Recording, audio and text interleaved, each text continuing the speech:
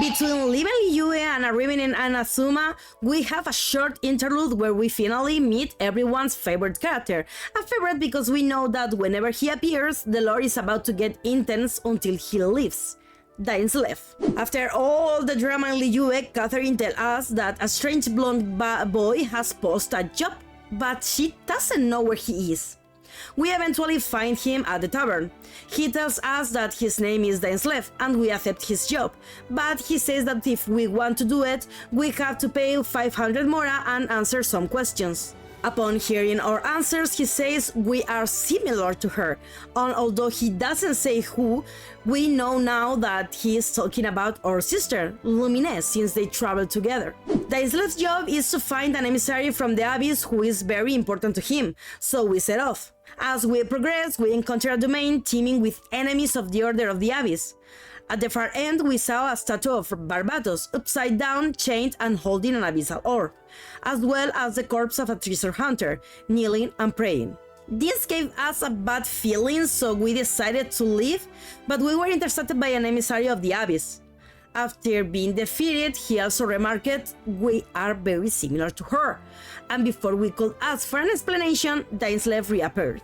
Dainsleif asked if we have seen the emissary, and since we had, we explained what happened. Dainsleif then offered to help us investigate. While traveling, we see a group of villagers dismantling a Guardian of the Ruins, which leads Dainsleif to explain that these robots come from Khaenri'ah. Dainsleif tells us that Khaenri'ah was created independently of the gods, but Celestia and the Archons destroyed it. Back with Dainsleif, we return to the Storm Terror's lair, where we found the first Guardian of the Ruins, which in Khaenri'ah were called Tillers. This first Tiller could hurl fireballs and fought against Boreas, being thrown into the ruins and damaged, remaining there forever, though occasionally launching missiles unintentionally at one stand.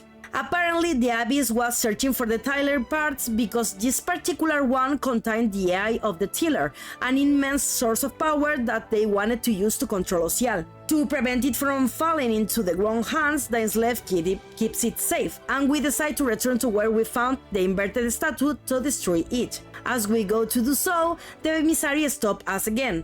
After fighting us, he tries to flee, but Dainsleif tries to stop him, and Lumine appears to defend the emissary. We try to get Lumine to come with us, but she refuses, saying that she won't leave until Celestia thrones fall. She explains that Dainsleif is a twilight sword of Khaenri'ah and was cursed with immortality by this Celestia, and before leaving she tells us that she is indeed the princess of the Abyss. Now, with nothing left to do here, we decide it's time to finally cross the ocean and go to Inazuma.